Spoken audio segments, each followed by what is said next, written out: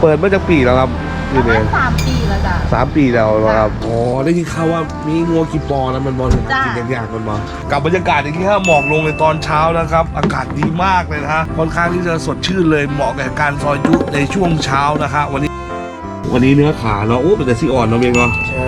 โอ้เนื้อ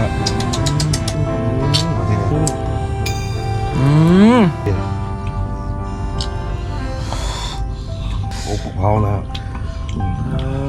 ไม่มีหน่อยดูบรรยากาศหมอก ชิ้นเดียวมันน้อยไปทิ้งไปเลย มาดูดิโอ้ตับ โอ้ซ้ำอย่างเดียวเลยอ่ะ ดูดิ เป็นคาราเบลเลยอ่ะ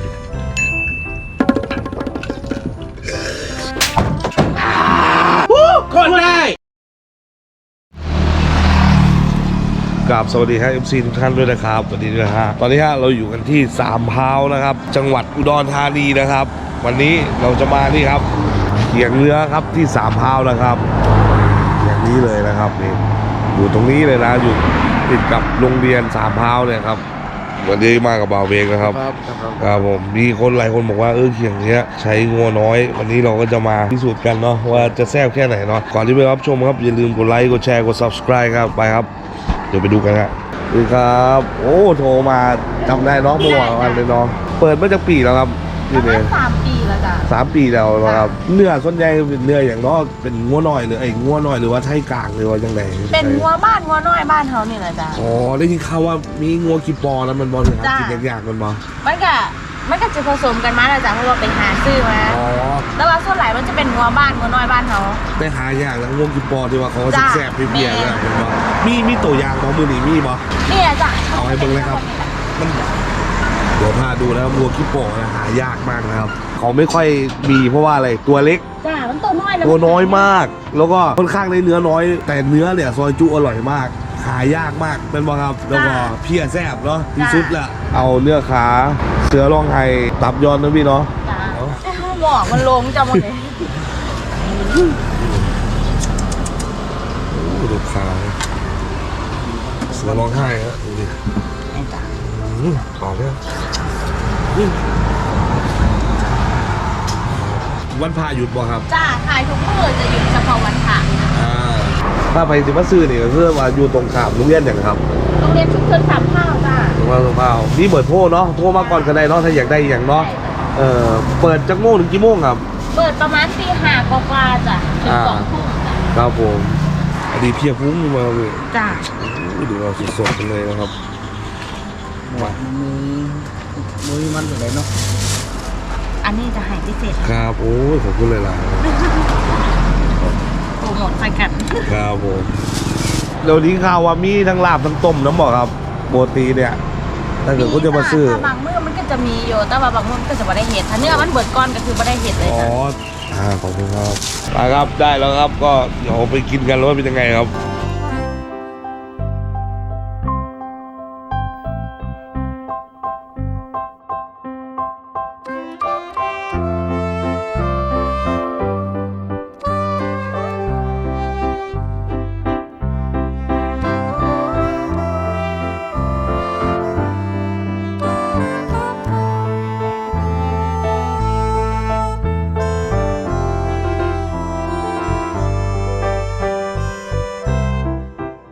นี่ครับเดี๋ยวเรามาซอยจุแซ่บๆนะครับเขียงสามพร้าวนะครับแล้วก็มีนี่ครับเสือร้องไห้นะครับมันอกนะครับแล้วก็ที่ขาดสำคัญไม่ได้คือตับนะครับตับย่อนนะครับชิ้นใหญ่มากนะฮะน่าจะอร่อยมากเลยนะวันนี้ตับแม่ค้าให้เยอะเนาะเบงเนาะ ใช่ ดูดิกับบรรยากาศอย่างที่ฮะหมอกลงในตอนเช้านะครับอากาศดีมากเลยนะฮะค่อนข้างที่จะสดชื่นเลยเหมาะกับการซอยจุในช่วงเช้านะครับวันนี้เราตื่นที่ตี 5นะครับเดินทางมาที่สามพร้าวจังหวัดอุดรธานีนะครับเพื่อมาหาเขียงนี้แล้วได้ถ่ายทอดให้ทุกคนได้ดูกันนะครับถือว่าเป็นเขียงที่คุณภาพหนึ่งฮะมาครับเดี๋ยวมาหั่นกันเลยว่าจะเป็นยังไงฮะซอยจุแซ่บๆนะฮะส่วนเนื้อบกขานะฮะแน่นๆอย่างนี้เลยนะครับมาเดี๋ยวแลกกันเลยครับยาวมีดใหม่นะครับรอบคันผืดออกก่อนนะฮะ มีเหมือนซอฟต์วีเลยอะหั่นเนื้อกับสเต็ก คล้ายๆแต่ว่ามันต้องยาวกว่านี้ เดี๋ยวจะได้สั่งมีดมาใหม่อยู่นะอยากให้ทุกคนนะครับช่วยกดไลค์กดแชร์เนาะเพื่อเป็นกำลังใจในการทำคลิปวิดีโอต่างๆ แล้วก็หลายคนนะครับมีคอมเมนต์เข้ามาเนาะถึงทักกันอินบ็อกซ์บอกว่าพี่เอ็มนั่งกินหน่อยนะครับคิดถึงบรรยากาศเก่าๆไม่แน่ครับอนาคตเดี๋ยวพี่อาจจะไปกลับไปนั่งกินแซ่บๆทุกคนได้ดูกันเนาะเพราะว่าช่วงนี้เดี๋ยวบักหลาพี่กำลังจะได้ลืมตาดูโลกแล้วนะครับจะทำคอนเทนต์ปะปนกันไปเนาะเบคเนาะเที่ยวด้วยซอยจู้ด้วยนั่งกินด้วยเนาะ ใช่สูบซาด้วย อย่างนี้ไง นี่ สมาธิ ใช่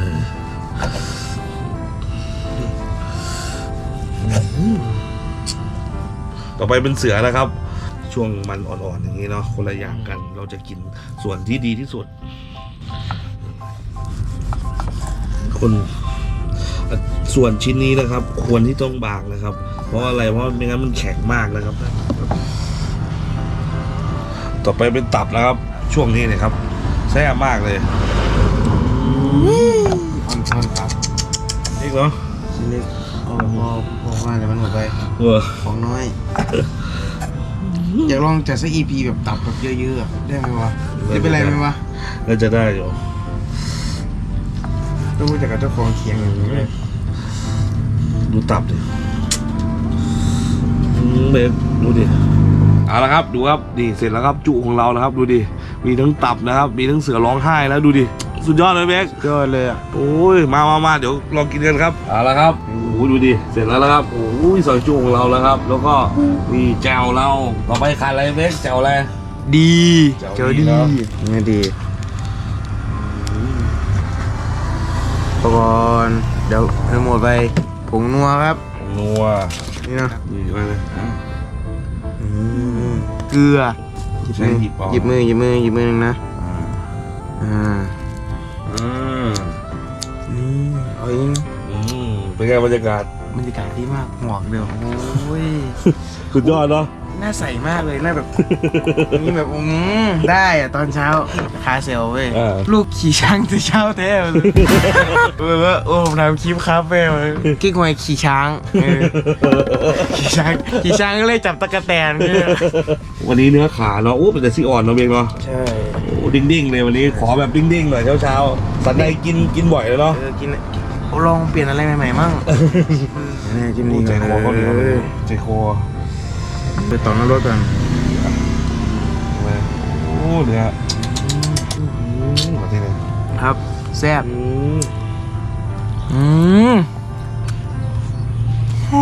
มันเด็ดเด้งสู้ลิ้นอ่ะเด้งสู้ฟัน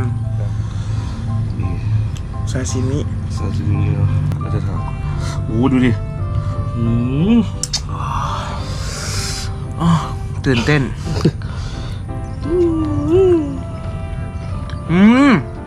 พอยัง กรอบคักกว่าก รอบครับ เสือ เสือเลยครับอกเสือ อกเสือชิ้นเดียวมันน้อยไป โอ้ยใจคอโหด แบบ ร้าย ดุดันไม่เกรงใจใครทิ้งไปเลย ดูดิ เช้าครับพยาวเว้ยเราครบแล้ววันนี้บรรยากาศ โดดลงน้ำได้ไหม อร่อยมากเลยอร่อยเช้าอย่างนี้ก่อนไปทำงาน ต้องอะไรนะ ต้องจุ ใช่ไหม สู้ฟัน สู้ฟันดีนะดูดิ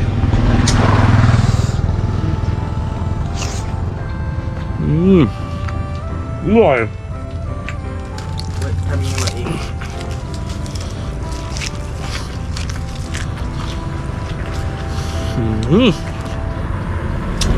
เพอร์เฟกต์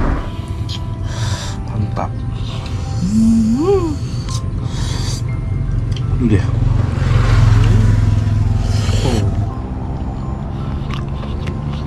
โคตรกรอบ ลองแบบเคี้ยวกุ๊บ ฟิลดีมากโคตรอร่อยจังสุดข้าวเหนียวนะครับนี่จ จิ้มดีโอ้ของเขานะครับ อร่อยอ่ะเพิ่มไปหน่อยเลย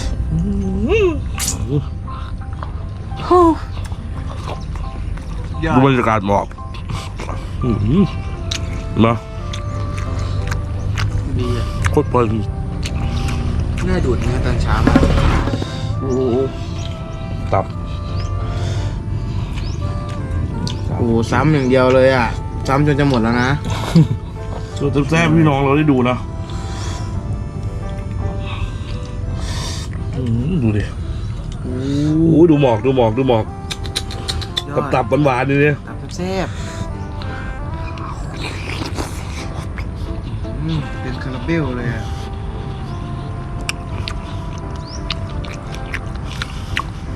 หวานจริงโอ้ยมีชาวบ้านมาด้วยกินข้าวแล้วครับ ได้แล้วมาครับวันนี้เป็นไงบ้างได้ประสบการณ์เนาะ ประสบการณ์กินซอยจุหมอกนา อุ้ยหมาพิษบูป่ะเนาะใช่ไหมมันได้กลิ่นเนื้อเปล่าวะ เดี๋ยวก็ให้มัน นี่ครับ กินด้วยกัน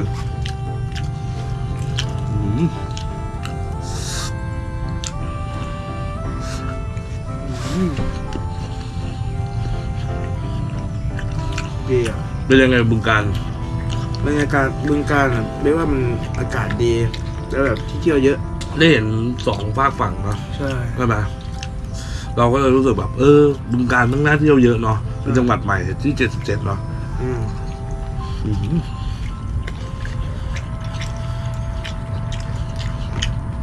ประทับใจอะไรวันนี้ที่มาในเมือง เป็นบึงกาฬอ่ะรับใช้พวกแบบว่าท่องเที่ยวในสถานที่ท่องเที่ยวแล้วก็เจอผู้คนที่เป็นมิตรอ่ะน่ารักดี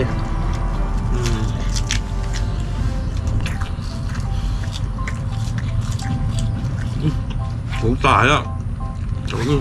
กินด้วยกันเอา พิกบูมาจากไหน ใช่เดี๋ยวหันแล้วมึงนะ พิกบูที่เป็นมิตรมาก ใช่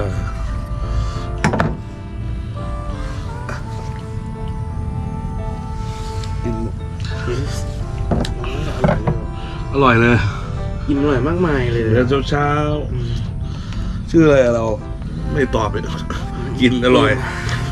น่าสุดคุยกับหมาแล้ว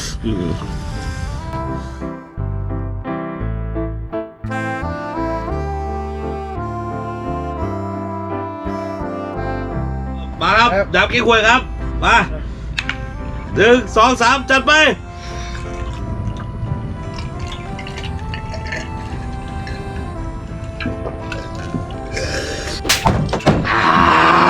คนได้ก็ขอบคุณ FC ทุกท่านด้วยนะครับที่ติดตามเราเนาะแล้วติดตามด้วยเนาะเบคติดตามเครื่องเคียงเนื้อใหม่ๆด้วย เขียงเนื้อพวกเขียงเนื้อแล้วก็ท่องเที่ยวด้วย